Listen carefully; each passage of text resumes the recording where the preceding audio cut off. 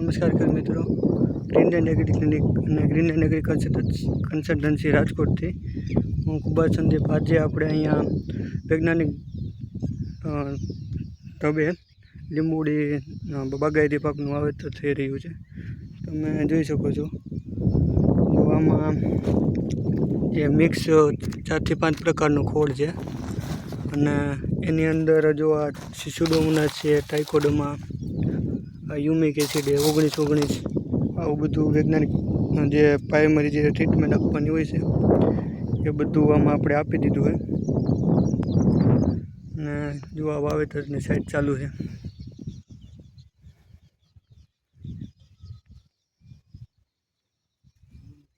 જો આ બધા હેલ્ધી પ્લાન્ટ હોય લીંબુના. કાગડી 12 લીંબુ પાયામાં જો બધી ટ્રીટમેન્ટ થઈ રહી.